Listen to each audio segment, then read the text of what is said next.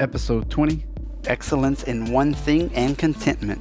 I'm your host, Dr. Justin Trosclair, and we're back with another mini-sode. Before we get going, a couple weeks ago we went to a theme park in Kunming.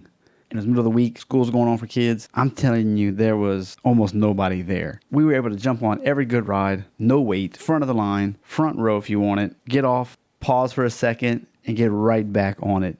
Incredible experience. I don't know if you ever had that opportunity before.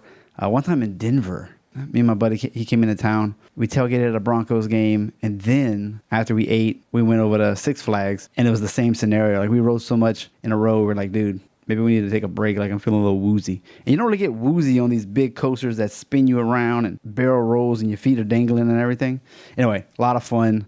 I guess it's the kid inside me. Anyway, if you like what we're doing here, you can go to doctorsperspective.net/reviews.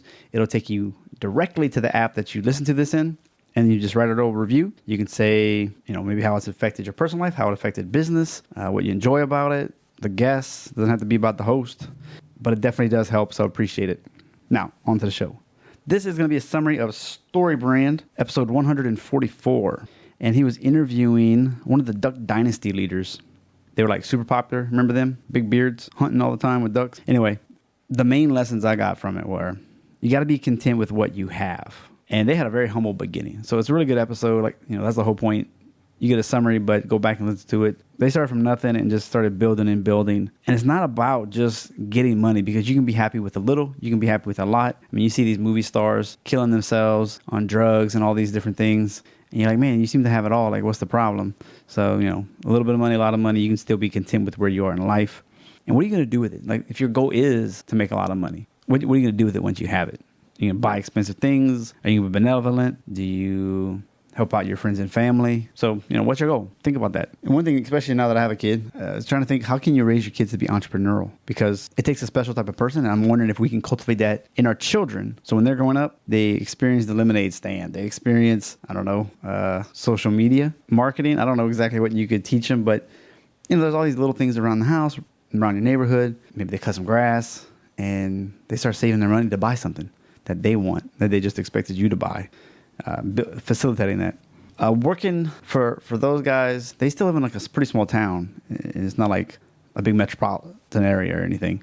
Maybe like 20,000 people in their part. So when everybody knows who you are and they know you're the rich person, you got people that can be jealous. They're going to overcharge you for something simple. They'll get your house repaired, or they just don't like you because you're the rich guy. So how are you going to deal with that with your family members and your close friends, even haters, online when that happens? So how can you combat that before you get started?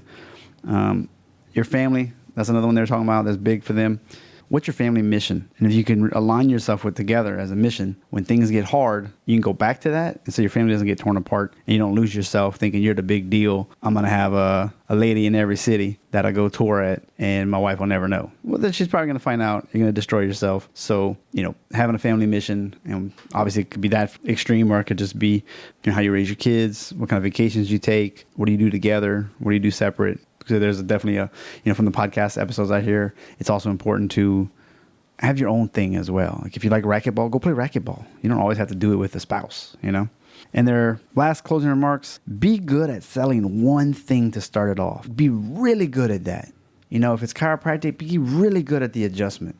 And then learn your rehab and things like that. Because you can build a whole practice just on adjusting. The evidence-based side of me says you probably want to do some rehab and learn some more of that stuff. But you got to be really good at one thing.